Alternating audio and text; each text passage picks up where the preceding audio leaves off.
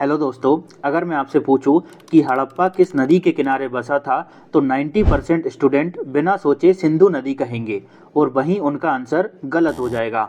इस कन्फ्यूज़न को हमेशा के लिए ख़त्म करने के लिए आज के इस वीडियो में हम सिंधु घाटी सभ्यता के स्थल और वो किस नदी के किनारे स्थित थे, इन सभी को ट्रिक और इमेजेस के माध्यम से याद करेंगे। और देखना, सिर्फ 10 मिनट में आपका सारा कन्फ्यूज़न खत्म हो जाएगा। तो चलिए शुरू करते हैं। दोस्तों, सिंधु घाटी सभ्यता के स्थलों में हमारा पहला है कालीबंगा। ये घग्गर नदी के किनारे स्थित था। कैसे याद करेंगे? तो देखिए यहाँ पर क्या लिखा है, काली। और काली जो है दोस्तों, वो घर घर निवास करती है। जो काली माता होती है ना, वो घर घर निवास करती है। तो काली से क्या हो गया अपना कालीबंगा, और काली घर घर निवास करती है यानी घग्गर। तो कालीबंगा कहाँ स्थित था? घग्गर नदी के किनारे। यहाँ पर एक इमेज भी दर्शाई है। आप इस इमेज से कल्पना कर सकते हैं कि भैया काली जो है वो घर घर निवास करती है। तो काली से हो गया कालीबंगा, और काली घर घर निवास करती है तो घग्गर नदी के किनारे स्थित था। इसके बाद है मोहनजोदड़ो। ये सिंधु नदी के किनारे स्थित था। कैसे याद करेंगे? तो देखिए यहाँ पर क्या लिखा है दोस्तों, मोहन। और मोहन जो है दोस्तों, हमारे भगवान वासुदेव, भगवान कृष्ण, वो सीधी बात करते थे, घुमा फिरा के बात नहीं करते थे। टू द पॉइंट बात करना उनको अच्छा लगता था। तो मोहन से क्या हो गया हमारा मोहनजोदड़ो। और मोहन जो है दोस्तों, वो सीधी बात करते थे यानी सिंधु नदी। तो मोहनजोदड़ो कहाँ पर स्थित था भैया? अपने सिंधु नदी के किनारे। समझ गए ना? इसके बाद है दोस्तों रंगपुर। ये मादर नदी के किनारे स्थित था। कैसे याद करेंगे? तो देखो भैया यहाँ पर क्या लिखा है, रंग। और रंग कौन लगाता है? हमारी मदर लगाती है। छोटे छोटे जो प्यारे प्यारे बच्चे होते हैं ना, उनको रंग कौन लगाता है? मदर लगाती है। तो रंग से क्या हो गया अपना रंगपुर। और रंग कौन लगाता है? मदर यानी मादर। तो रंगपुर जो स्थल था वो किस नदी के किनारे स्थित था? मादर नदी के किनारे। तो ये भी याद हो गया होगा। इसके बाद है आलमगीरपुर, और ये हिंडन नदी के किनारे स्थित था। कैसे याद करेंगे?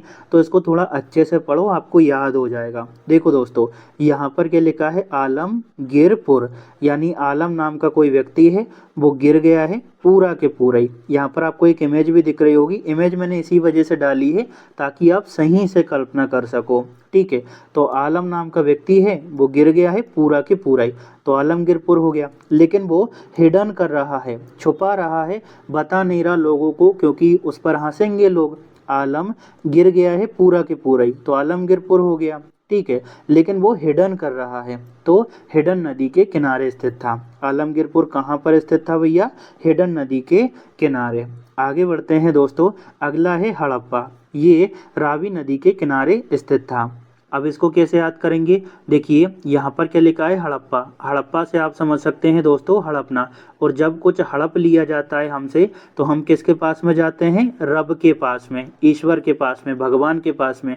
उनसे बोलते हैं कि साहब हमसे तो सब कुछ हड़प लिया, अब तो आप ही जानो। हड़प्पा से क्या हो गया अपना हड़पना। और जब हमसे कुछ हड़प लिया जाता है भैया, तो हम रब के पास में जाते हैं यानी रावी नदी। रब के पास में क्यों जाते हैं? क्योंकि हड़प लिया जाता है, तो हड़प्पा। तो हड़प्पा कहाँ पर स्थित था? रावी नदी के किनारे स्थित था। दोस्तों, यहाँ पर मैंने इमेजेस भी उसी तरह की बनाई है ताकि आप अच्छे से कल्पना कर सको। ठीक है, इमेजेस को अपने माइंड में रखिएगा क्योंकि ये एक फिल्म की तरह काम करेगी। अगला है रोपण। यह सतलज नदी के किनारे स्थित था। कैसे याद होगा ये? तो इसे अच्छे से पढ़ो, आपको याद हो जाएगा। देखो यहाँ पर क्या लिखा है, रोपण, यानी रो रही है और पढ़ रही है। ठीक है, ये महिला आपको दिख रही है ना, ये रो रही है, पढ़ रही है, यानी रोपण। रो रही है और पढ़ भी रही है यानी रोपण। साथ में इसको लज्जा भी आ रही है कि लोग हंसेंगे मेरे ऊपर।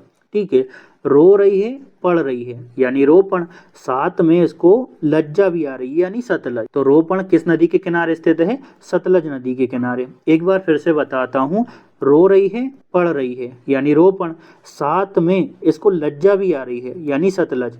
तो रोपण किस नदी के किनारे स्थित है? सतलज नदी के किनारे। ठीक है, साथ में लज्जा क्यों आ रही है? क्योंकि रो रही है और पढ़ रही है यानी रोपण। तो एक दूसरे से इंटरलिंक हो गए। इसके बाद है दायमाबाद। ये गोदावरी नदी के किनारे स्थित है। कैसे याद करेंगे, तो इसको भी आप तोड़ लो। देखो यहाँ पर क्या लिखा है, दाई माँ, दाई माँ से क्या हो गया अपना दाईमाबाद, दाई माँ से क्या हो गया दाईमाबाद। और दाई माँ की गोद में बैठते हैं बच्चे, दाई माँ की गोद में, ठीक है। तो दाई माँ से क्या हो गया अपना दाईमाबाद, है ना। और दाई माँ की गोद में बैठते हैं यानी गोदावरी नदी। तो दाईमाबाद किस नदी के किनारे स्थित है, गोदावरी नदी के किनारे। तो इसे याद करने में भी आपको दिक्कत नहीं आएगी। इसके बाद अगला स्थल है बनावली। ये सरस्वती नदी के किनारे स्थित एक हड़प्पा कालीन स्थल था।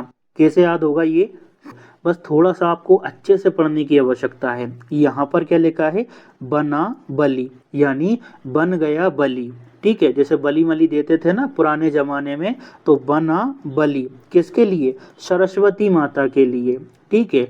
बना बलि यानी बना बलि हो गया अपना, बना बलि किसके लिए, सरस्वती के लिए, ठीक है। तो बनावली किस नदी के किनारे स्थित था, सरस्वती नदी के किनारे। इस तरह से आप इसको आसानी से याद कर पाओगे। यहाँ पर जो इमेज दी है ना, इसको अपने माइंड में रखिए, ठीक है।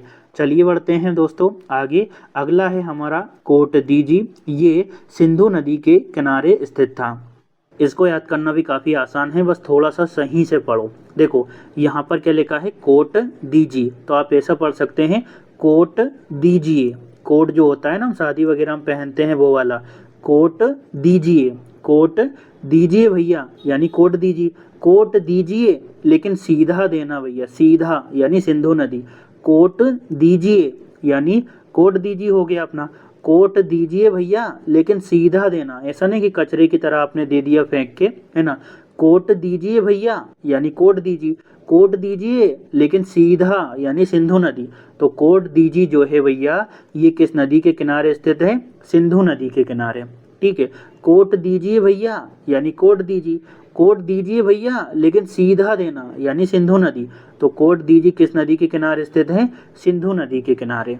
इसके बाद है चनहूदड़ो, ये भी सिंधु नदी के किनारे ही स्थित है। कैसे याद करेंगे, यहाँ पर क्या लिखा है दोस्तों, चनहूदड़ो। इसको आप पढ़िए चहूँ और दौड़ो, चहूँ और दौड़ो मतलब चारों ओर दौड़ो, चहूँ और दौड़ो लेकिन सीधा दौड़ना, चहूँ और दौड़ो लेकिन सीधा दौड़ना, चहूँ और दौड़ो यानी चनहूदड़ो, चहूँ और दौड़ो लेकिन सीधा दौड़ना यानी सिंधु नदी, चहूँ और दौड़ो यानी चनहूदड़ो, चहूँ और दौड़ो यानी चनहूदड़ो लेकिन सीधा दौड़ना यानी सिंधु नदी।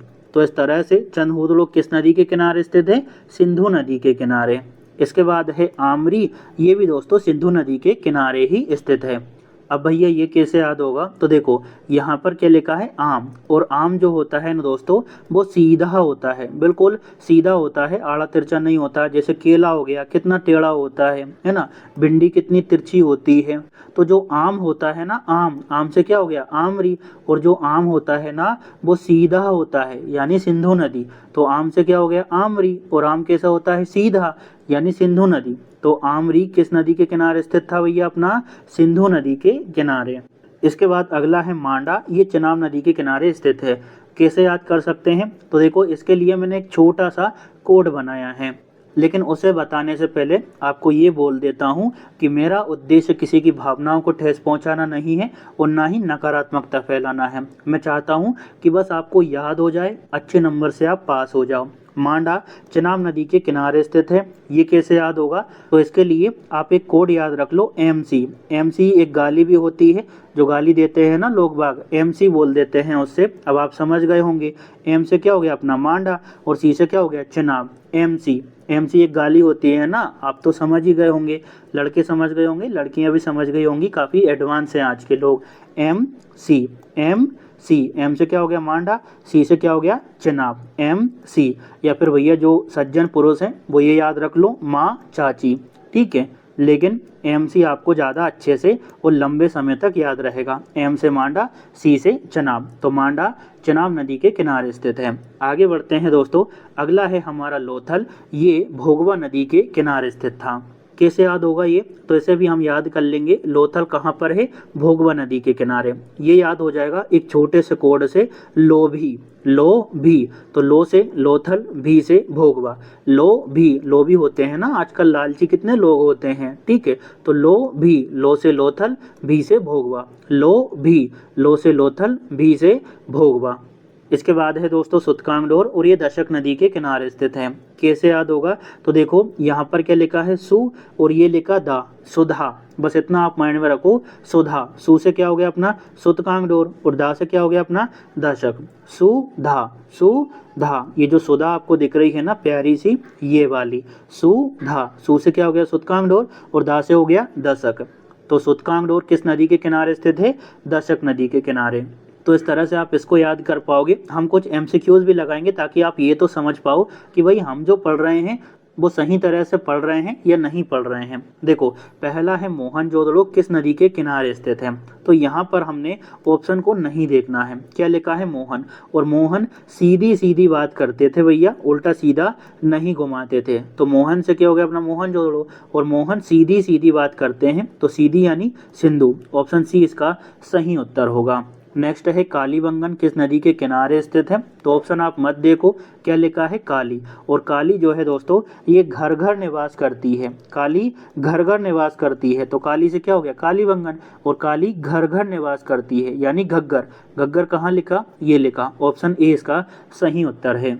आगे बढ़ने से पहले दोस्तों आपको एक बात बता देना चाहता हूँ। देखिए यहाँ पर हम क्या पढ़ रहे हैं, सिंधु घाटी सभ्यता के स्थल और वो किस नदी के किनारे स्थित हैं। इससे पहले हमने क्या पढ़ा, सिंधु घाटी सभ्यता के स्थलों के खोजकर्ता कौन है, ये पढ़ लिया। और ये दूसरा वीडियो है, एक वीडियो और आएगा जिसमें हम पढ़ेंगे सिंधु घाटी सभ्यता के स्थलों की वर्तमान लोकेशन कहाँ पर है। लेकिन वो वीडियो मैं तभी बनाऊंगा जब आप कमेंट करके कहोगे, क्योंकि दोस्तों मैं बस इतना चाहता हूँ कि आपको लाभ हो। जब तक आप बताओगे नहीं ना तो मैं समझ नहीं पाऊंगा कि हाँ भैया आपकी डिमांड है या नहीं है। इस वजह से आपसे रिक्वेस्ट कर रहा हूँ कि अगर आपको वो वाला वीडियो चाहिए तो कमेंट जरूर करिएगा। इसी के साथ एक बात और कहूँगा, देखिए आपको भले ही ये 10-12 मिनट में वीडियो मिल रही हो, लेकिन इसके पीछे दोस्तों 2 दिन की मेहनत है। ट्रिक बनाने में बहुत समय लगता है, कई बार रिपीट करना पड़ता है, बहुत ज़्यादा सोचना पड़ता है। तो अगर आपको वीडियो अच्छा लग रहा हो तो प्लीज़ बताइएगा ज़रूर। नेक्स्ट क्वेश्चन है लोथल किस नदी के किनारे स्थित है। ऑप्शन हम नहीं देखेंगे क्योंकि हमको सब कुछ याद है।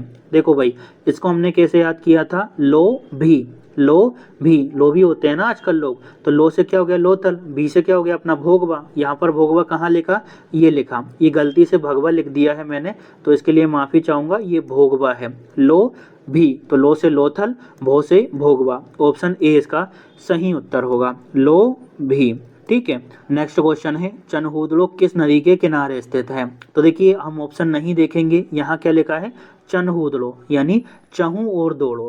ठीक है, चहू और दौड़ो लेकिन सीधा दौड़ना तो सिंधु नदी, चहू और दौड़ो लेकिन सीधा दौड़ना तो सिंधु नदी। अब यहाँ पर सिंधु नदी कहाँ पर है, ये रही। ऑप्शन बी इसका सही उत्तर होगा।